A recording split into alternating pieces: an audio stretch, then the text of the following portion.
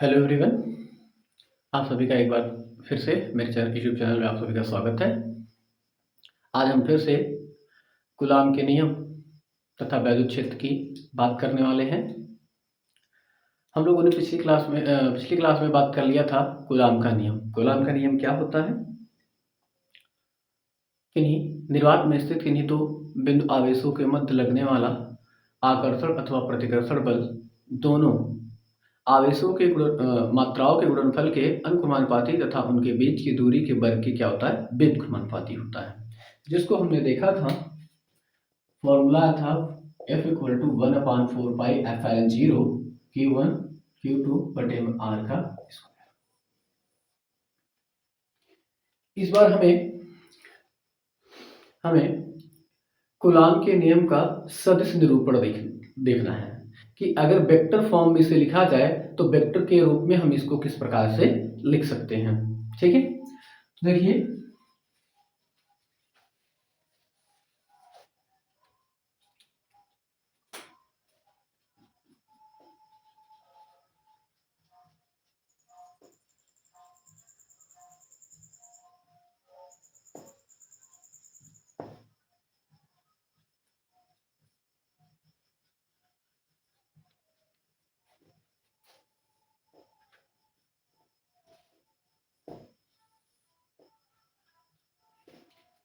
आपकी हेडिंग इस बार क्या है?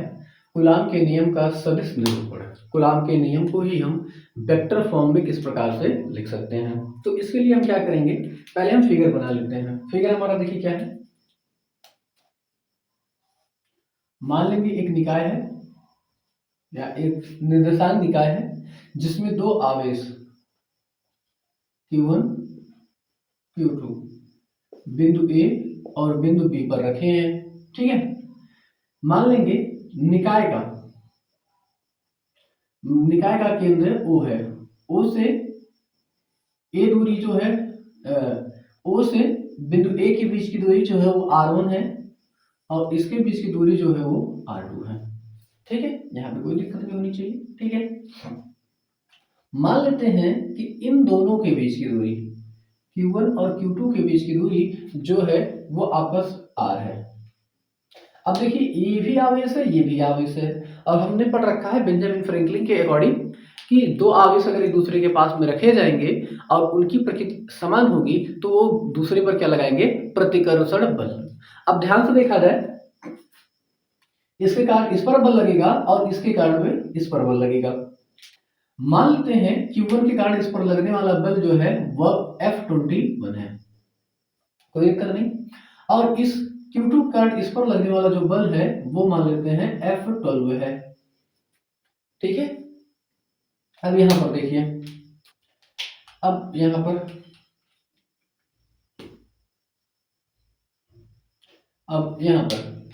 अब जानते हैं हम कि अगर ये आवेश इस पर बल लगाएगा तो ये आवेश भी इसके विपरीत दिशा में कोई ना कोई बल जरूर लगाएगा और ये वाला आवेश भी इस आवेश का जब इस पर बल लगेगा तो इस पर भी किसी न किसी प्रकार का एक बल अवश्य लगेगा।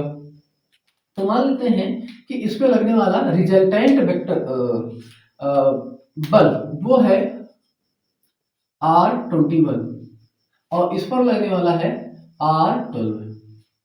ठीक है, और ये कैप मान लेते हैं एकांक वेक्टर कैप में। ठीक है, तो देखिए कभी भी इस टाइप के क्वेश्चन को सॉल्व करने के लिए सबसे पहले हम इस पे मानने वाला काम कर लेंगे। ठीक है, मानने वाला काम कर देते हैं, फिर उसके बाद हम इसको डेरिवेट करते हैं कि इसका डेरिवेशन क्या आएगा। ठीक है, माना एक निर्देशांक निकाय है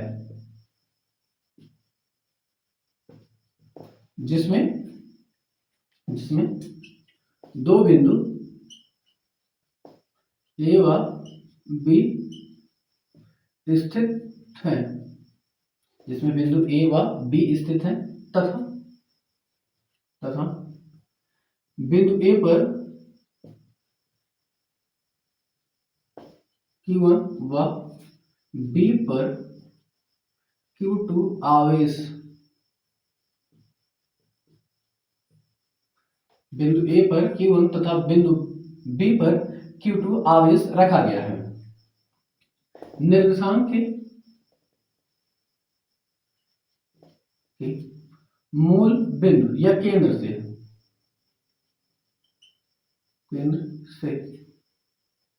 मूल केंद्र O से बिंदु A तक की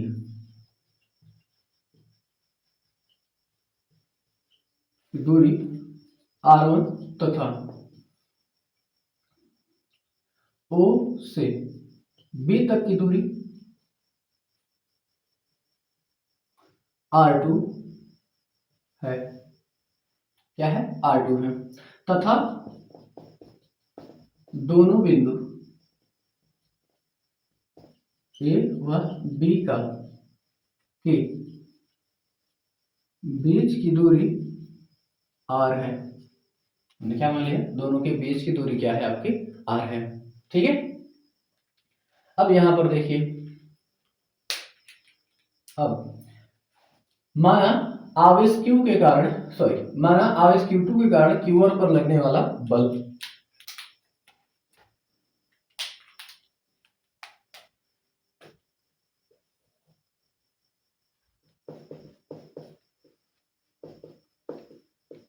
आवेश Q2 के कारण Q1 पर लगने वाला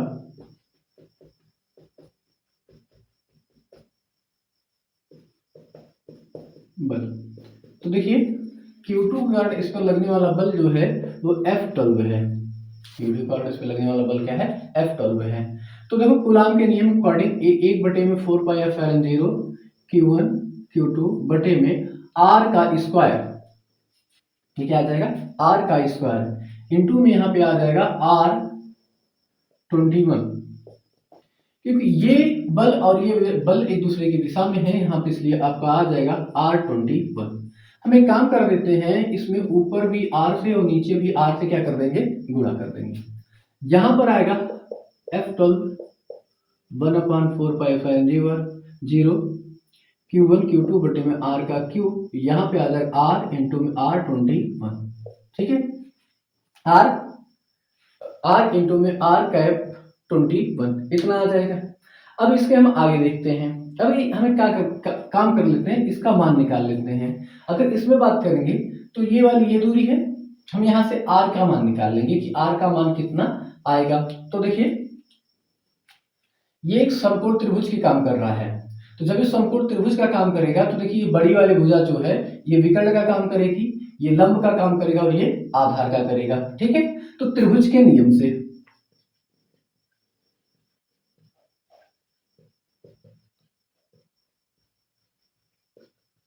जब त्रिभुज के नियम की बात करेंगे तो यहां पर देखो OB बराबर आपका हो जाएगा OA प्लस में और AB, लेकिन हमें यहाँ पे AB की वैल्यू निकालनी है, तो इसलिए हम इसको OA को दूसरी तरफ क्या कर लेंगे? पक्षांतर। AB इक्वल टू ये हो जाएगा OB माइनस, और यहाँ पे हो जाएगा OB माइनस OA, ये हो जाएगा। अगर हम मान रखें तो R यहाँ पे आ जाएगा R21 कैप इक्वल टू में आ जाएगा R1 माइनस R2। ठीक है, अब इस चीज को हम क्या कर लेंगे, जब इस R कैप को हटाएंगे तो R इक्वल टू आ जाएगा R1 माइनस में R2, वो भी मॉड में। ठीक है, अब ये वैल्यू हम उठा के यहाँ पे रखेंगे।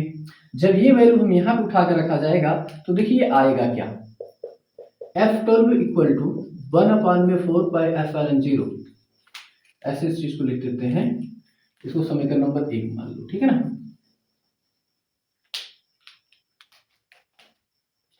मान समीकरण 1 में रखने पर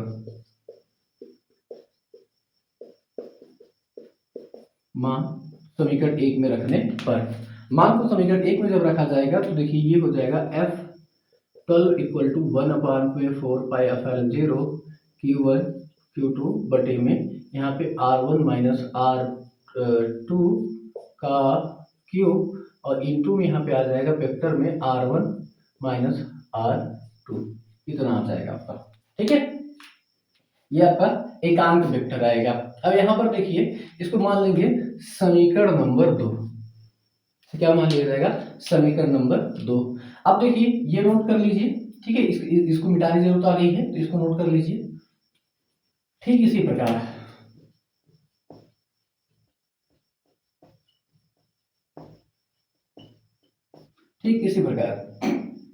Q1 के कारण जब हम Q2 पर बल निकालेंगे तो ये आ जाएगा F21 equal to 1/4 Q1 Q2 में। यहां पर देखिए, ये सारी चीज सेम आएंगी, दूरी सिर्फ पलट जाएगा, R2 माइनस R1 का क्यूब, और यहाँ पे आपका आ जाएगा R2 माइनस R1 रिजल्टेंट। बस ये आपका इतना आ जाएगा समीकरण 2 और 3 से।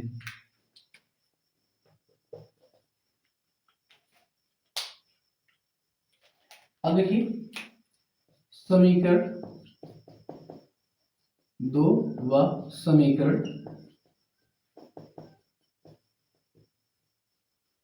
2 और समीकरण 3 से। अब यहाँ पर देखो, इस चीज की अगर बात करते हैं तो हमेशा याद रखिएगा, दोनों को अगर ध्यान से देखा जाए तो इनमें सारी चीजें समान है सिवाय दूरी के। दोनों में दूरी एक दूसरे के क्या है? अपोजिट है। तो जब इन दोनों की तुलना करेंगे तो ये आएगा F12 इक्वल टू F21। अब दूरी अलग अलग है तो इसकी वजह से क्या आ जाएगा? माइनस में आ जाएगा।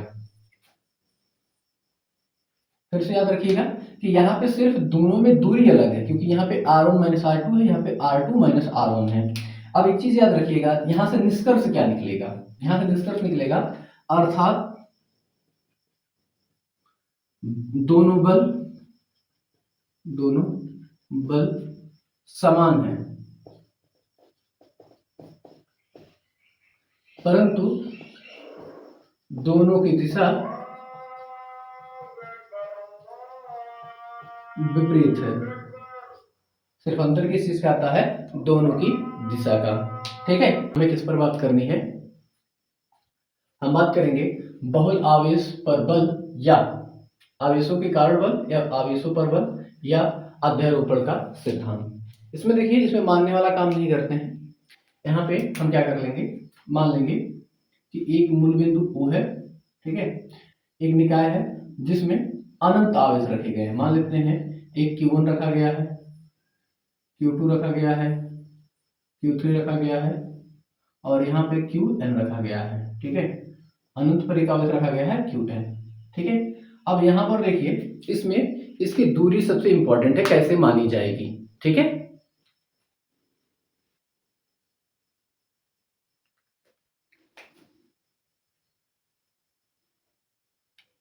इसके बीच की दूरी, फिर इसके बीच की दूरी, नहीं, फिर इसके बीच की दूरी, फिर इसके बीच की दूरी। ये मान लेते R1 है, ये R2 है, और ये आपका क्या है? Rn है। ठीक है, अब यहां पर देखिए क्या होगा, हम मान लेंगे, माना एक निकाय है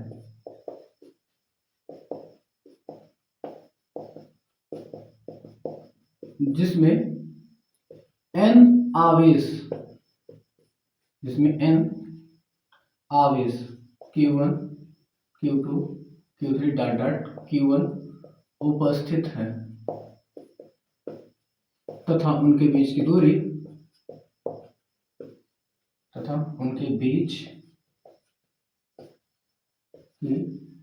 दूरी, आपकी यहाँ पर जो है वो आ जाएगी R1 R2 R3 dot dot Rn है। ठीक है, तो यहाँ पर देखो, एक आवेश के कारण हम क्या निकालेंगे? बल निकालेंगे। जैसे एक बार हम निकालेंगे Q2 के कारण Q1 पर, Q3 के कारण Q1 पर, फिर Qn के कारण Q1 पर क्या बल आपका आएगा। तो इसके पहले जैसे किए थे हम, उसी के अकॉर्डिंग हम इसका निकालते हैं। ठीक है,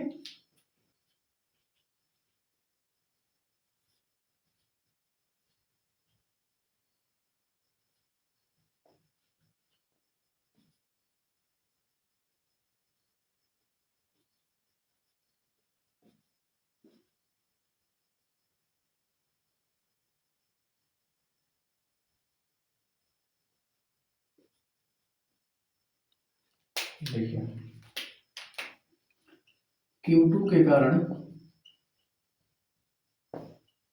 Q1 पर बल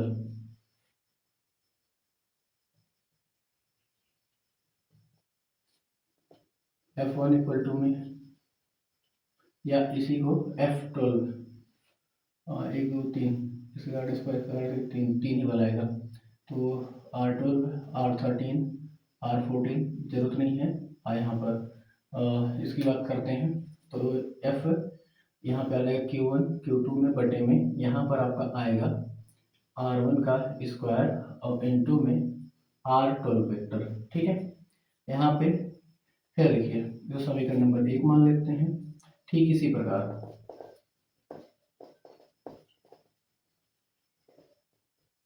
अन्य के लिए, ठीक इसी प्रकार से जब अन्य के लिए हम बात करेंगे तो यहाँ पर देखिए हमने यहाँ पे F13 और Fn मान रखा है। F13 1/4π/0 ये किसके कारण है? ये है आपका Q3 के कारण। Q1/Q3 बटे में R2 का स्क्वायर और इंटू में यहाँ पे आ जाएगा आपका R13 वेक्टर, या कैप इसको लिख लेते हैं, वेक्टर नहीं कैप में, क्योंकि एकांक वेक्टर है। तो आप Fn इक्वल टू आ जाएगा 1/4π/0 Q1 Qn बटे में Rn का स्क्वायर और यहाँ पे Rn का कैप, इतना आ जाएगा हमारा। ठीक है, मान लेंगे, माना निकाय का या निकाय पर संपूर्ण बल F है। संपूर्ण बल क्या है आपका? F है। जब संपूर्ण बल F मान लिया जाएगा तो यहाँ पर देखिए F इक्वल टू में F1 प्लस में F2 प्लस में F3 प्लस में डॉट डॉट प्लस में Fn, ये आ जाएगा हमारा। सभी आवेशों का मान रख लेते हैं। F इक्वल टू में 1/4π/0 Q1 Q2 में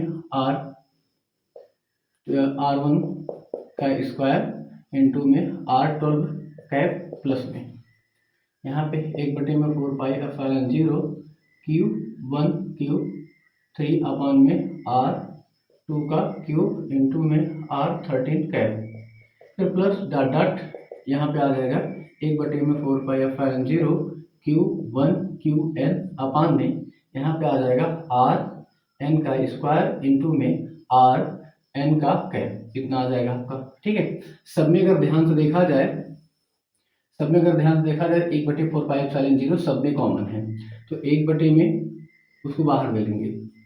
F इक्वल टू में 1/4π/0 अभी बाहर आ जाएगा और सबके लिए यहाँ पर जो आएगा Q1 Q2 बटे में R1 का स्क्वायर और यहाँ पे R12 कैप प्लस में Q1 Q2 बटे में R2 का स्क्वायर यहाँ पे R13 कैप, फिर प्लस में डॉट डॉट प्लस 1/1 बाहर आ गया है Q1 Qn बटे में Rn का स्क्वायर और इंटू में Rn का कैप, ये आपका आ जाएगा बहुल आवेशों के कारण बल आ जाएगा। ये क्या आ जाएगा? बहुल आवेशों के कारण किस पर? किसी एक आवेश पर आपका क्या आ जाएगा? बल आ जाएगा। और इसी को कहते हैं अध्यारोपण का सिद्धांत। आप चाहें तो इसे नोट कर सकते हैं। ठीक, अब देखिए हम बात करेंगे गुरुत्वाकर्षण बल एवं वैद्युत बल में अंतर की। तो यहाँ पर देखें पहला पॉइंट क्या है कि गुरुत्वाकर्षण बल केवल आकर्षण बल होता है,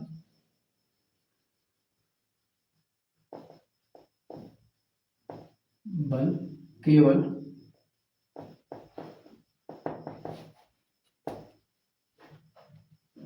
आकर्षण बल होता है, जबकि वैद्युत बल आकर्षण एवं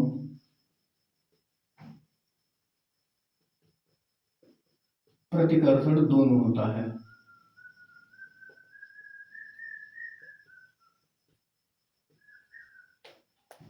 ठीक है, दूसरे दूसरे की बात करते हैं।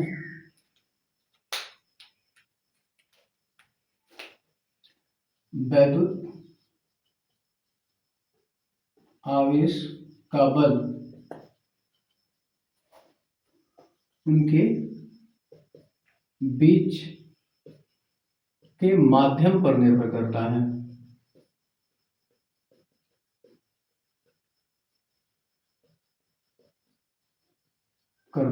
जबकि जबकि गुरुत्वाकर्षण बल माध्यम पर निर्भर नहीं करता।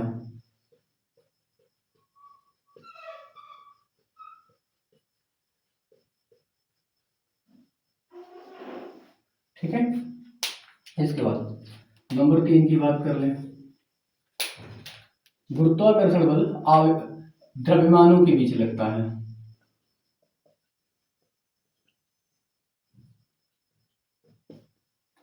द्रव्यमानों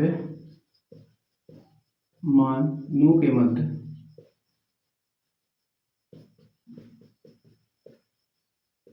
जबकि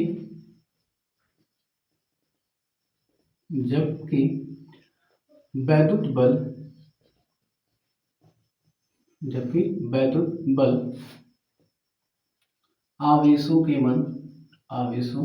मध्य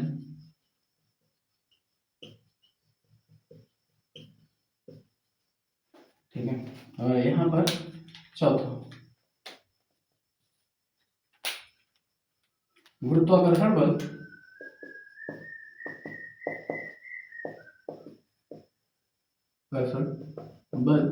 ग्रेटर देन विद्युत बल। कहने का मतलब यह है गुरुत्वाकर्षण बल जो होता है वो वैद्युत बल की तुलना में अधिक प्रभावशाली होता है। ठीक है। ये 4 पॉइंट है गुरुत्वाकर्षण बल एवं वैद्युत आकर्षण बल में अंतर के। पहला क्या है, गुरुत्वाकर्षण बल जो है उसके केवल आकर्षण होता है, लेकिन वैद्युत बल जो होता है उसमें आकर्षण और प्रतिकर्षण दोनों होता है। वैद्युत आवेश का बल उनके बीच के माध्यम पर निर्भर करता है। अगर माध्यम चेंज कर दिया जाए तो आकर्षण जो उनके बीच आकर्षण या प्रतिकर्षण बल लगेगा उसमें अंतर आ जाता है। लेकिन गुरुत्वाकर्षण में इस बात का कोई फर्क नहीं पड़ता उसमें माध्यम क्या है या क्या नहीं है। ठीक है। फिर इसके बाद जो गुरुत्वाकर्षण बल होता है वो सिर्फ द्रव्यमान पर लगता है। ठीक है। और जो आपका वैद्युत बल है वो आवेशों के मध्य लगता है। और यहाँ पे याद रखिएगा कि गुरुत्वाकर्षण बल का जो बल होता है वो वैद्युत बल की तुलना में अधिक प्रभावशाली होता है। ठीक है, इसको नोट कर लीजिए। इलेक्ट्रिक फील्ड की अगर बात की जाए तो देखिए इसको अच्छे से समझिए ये क्या होता है। देखिए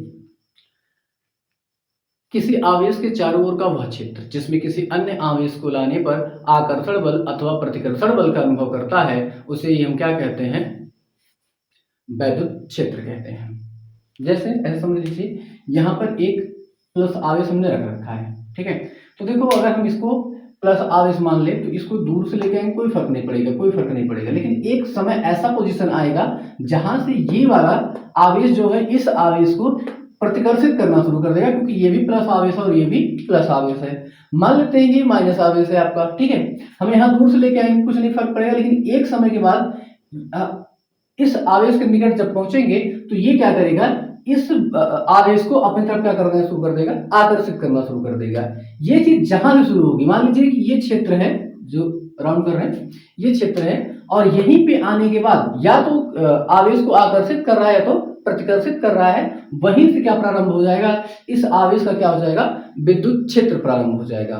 तो इसको डिफाइन हम ऐसे कर सकते हैं, किसी आवेश के चारों ओर का वह क्षेत्र जिसमें किसी अन्य आवेश को लाने पर आकर्षण बल अथवा प्रतिकर्षण बल का अनुभव करता है उसे हम क्या कहेंगे, विद्युत क्षेत्र कहेंगे। बात समझ में आ गई? चलिए परिभाषा देख लेते हैं।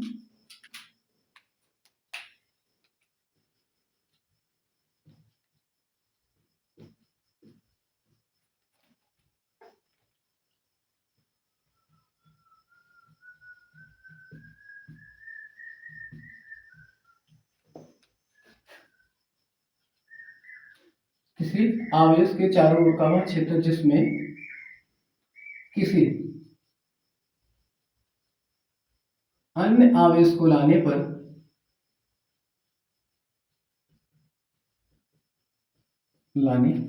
आकर्षण बल,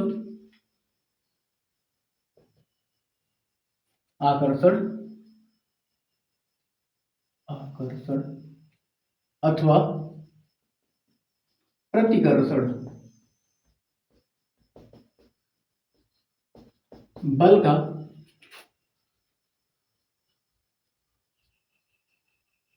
अनुभव करता है उसे वैद्युत क्षेत्र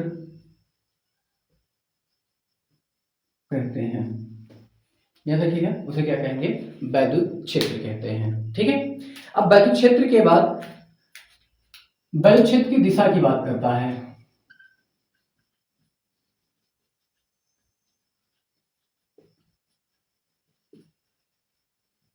जब वैद्युत क्षेत्र की दिशा की बात करेगा तो यहां पर देखिए, अगर कोई प्लस आवेश है तो इसकी जो दिशा होगी वो बाहर की तरफ होगी। ये क्या होगी? बाहर की तरफ होगी। और अगर कोई माइनस आवेश है जैसे ये है तो इसकी दिशा जो होगी इसके अंदर की ओर होगी। ठीक है, यहां पे क्या होगी? अंदर की तरफ होगी। और यहाँ पे एक चीज और समझ लेते हैं, जब दो प्लस आवेशों के एक दूसरे के निकट लेके आते हैं तब क्या होता है? प्लस आवेश और प्लस आवेश। तो देखो, ये तो हमारी इधर जा रही है, ये इधर जा रही है, ये इधर जा रही है। जो इधर निकलती है वो तिरछा इधर जाने लगती है ऐसे करके, और ये वाला भी ऐसे करके। इसीलिए यहाँ पे क्या लगेगा? प्रतिकर्षण बल। माइनस आवेश की अगर बात करते हैं तो माइनस आवेश में भी एग्जैक्टली यही काम होता है कि ये आवेश जो बल रेखाएं होती है वो एक दूसरे से दूर भागती है जब इनको हम एक दूसरे के पास में लेके जाएंगे। ठीक है, ऐसे करके। लेकिन जब विपरीत आवेश को एक दूसरे के पास में लेकर जाते हैं तब क्या होता है? देखिए, जैसे ये प्लस आवेश है और ये माइनस आवेश, हम जानते हैं इसकी दिशा बाहर की तरफ होती है तो इधर जाएगा। ठीक है, ये क्या करेगा? इधर जाएगा, और यहां से भी निकलने वाले जो होंगे वो इधर जाएंगे। ठीक है, और यहां पर इसके खुद की क्या करेंगे? अंदर की ओर जाएंगे। ठीक है, इसको ऐसे दिखाते हैं।